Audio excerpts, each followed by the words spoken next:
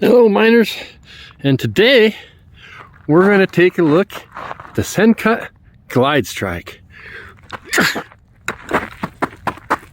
He really cranked that one. He's around first. He's headed towards second base. Hey, here comes second, and he's off to third. They're bumbling it in the outfield. Yeah, he's going to make it. Can he make it all the way?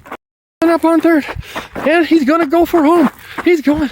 It's going to be a play at the plate. He slides, and no, he didn't make it. Hey guys, hopefully you liked that intro. So you probably figured out by now, well, hopefully between the intro and the thumb title, this knife is great, except for, well, quite a few things. But despite that, it's still great. This is the Sencut GlideStrike. And when I first saw this knife, they were advertising it with 8CR, not 9CR. And so I wasn't impressed by that, but I reached out to Sencut on Instagram, and they said, no, it's 9CR. And I got a whole story. Maybe I'll tell it at the end of this, but I ended up getting two of these. And I liked the look of it. And then as I decided, you know, I was talking with a viewer of mine, and he appreciates what we call the who wore it better. And so I kind of discovered what I like in my knives, and we'll go over some of that by comparing some of the knives I like. So I guess we'll do the knife itself first. So 9CR, I'm going to call this a drop point blade. A lot of people might call it a clip point, and that would be fair enough. Either way, it gives you pointy, it gives you draw cuts, it gives you belly, and that's all nice. It's got a flat grind that turns to, see if I can get my light to work with me, a flat up here. That's a blade stock flat, not an actual grind. Hopefully you can see, yeah, right there. And we got this top swedge. Great, nice, I would say, blade geometry. This is sharp. I have used it to cut things, but it doesn't have any toothiness to cut the foam peanut, but whips through the paper nicely. A finger choil, which may or may not be to your liking. G10 handles on this one. They came in neutral, they came in green, and it comes in, well, jade, and then like an olive, and then a black micarta. And you can configure your blade styles. I got the black blade. Your traditional Sencut clip, which is really not bad on this knife. We got some actually very large handle. Give you some room for those of you who have big hands. And when you move up, you have, I like how this finger drops in there. Now, a bad on the knife is lock bar access. So this is a strange one, and hopefully I can get some light on there. I always have issues with the Sencuts on getting that over. This is not the worst. And Civivi, I've actually had, you know, the Sencut Acumen, and the Civivi Mini Asticus.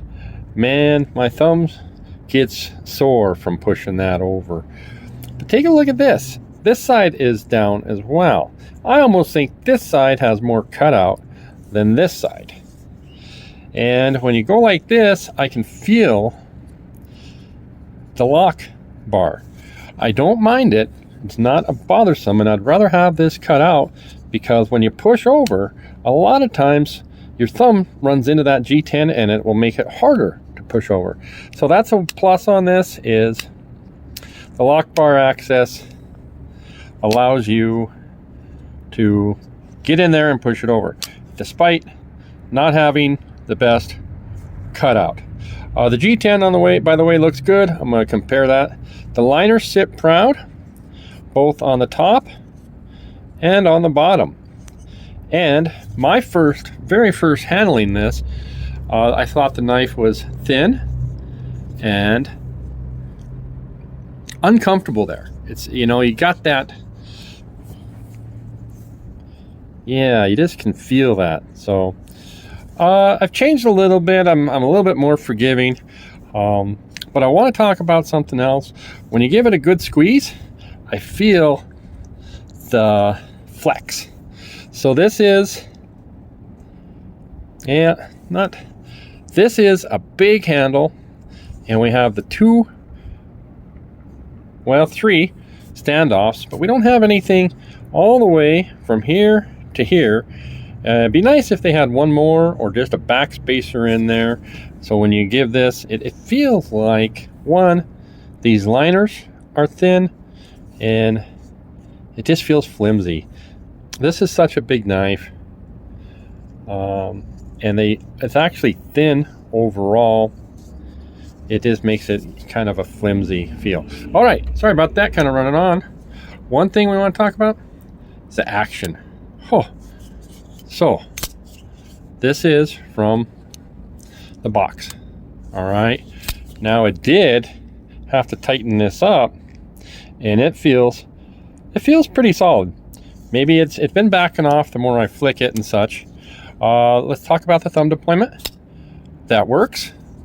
I'm going to show you another knife. I'll just tell you, it's like my Devo Growler, and when you push here, your thumb, after 24 hours, I've had this thing maybe 24 hours, and I have a sore thumb, and the only thing I can think of is when I go, you get your thumb in there, your thumb collides with this, whoop, right there. And so, yeah, it's effective. Two, it takes away from the fidgetiness. Okay, finger flick. That's all right, except you got to grab your knife up pretty high to get this done. So I would like to see them bring this hole down a little bit. So let's get some comparisons going, and I'll show you what I mean. Let's start with the first knife that I really landed on as really enjoying, and that's my Devo Growler. This is a V1.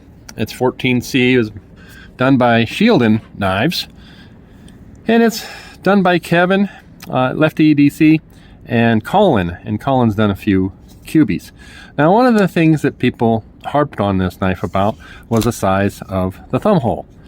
But I enjoy the thumb hole. I haven't got my finger stuck in there, and it's much easier to get to than that one. So, not sure, well, it's just a larger thumb hole. It does have that whoop right there. When I had this, same issue.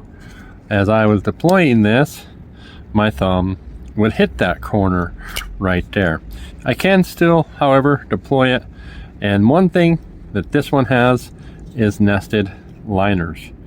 So rather than doing thin liners and thin scales, it's got nested liners. It's not as big as this one.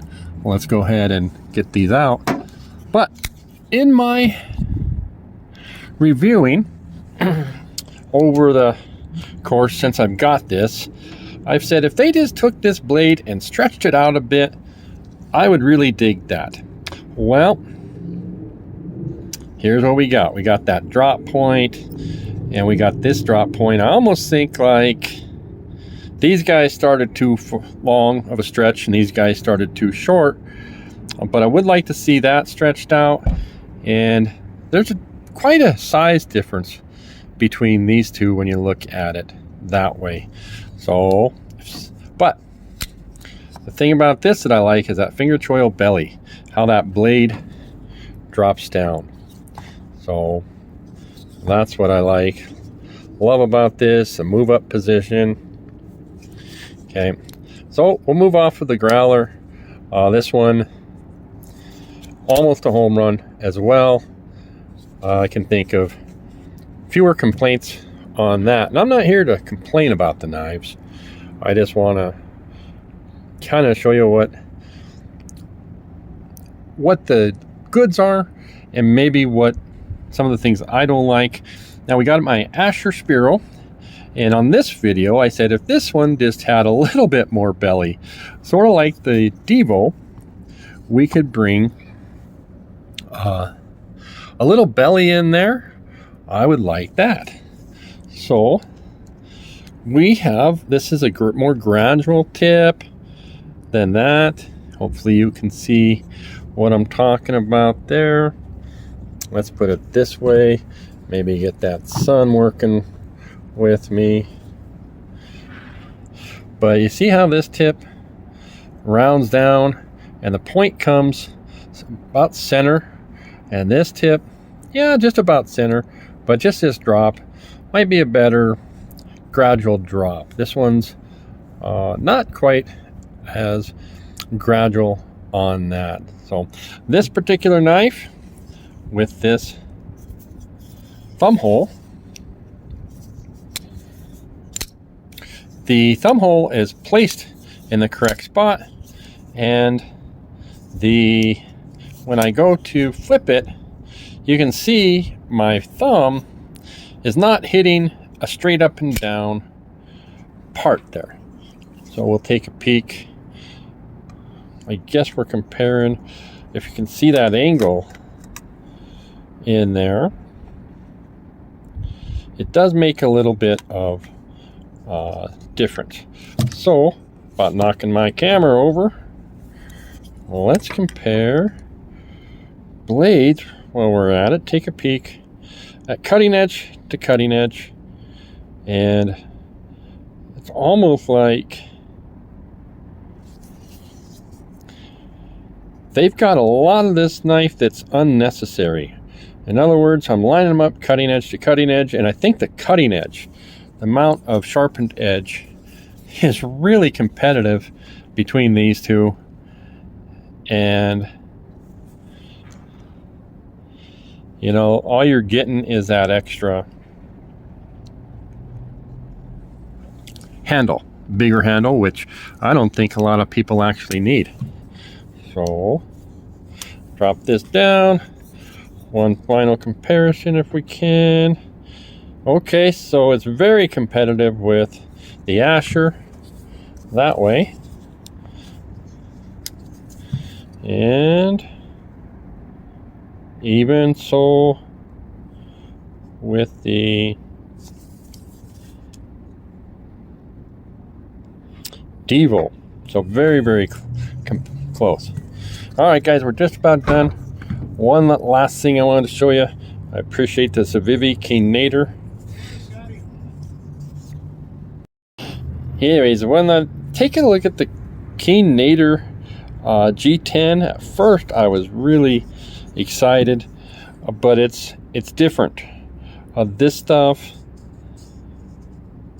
has more texturing on the Keen Nader. Just makes the knife higher level, if you will, a fancier material, but it's very close, and that's not a bad material.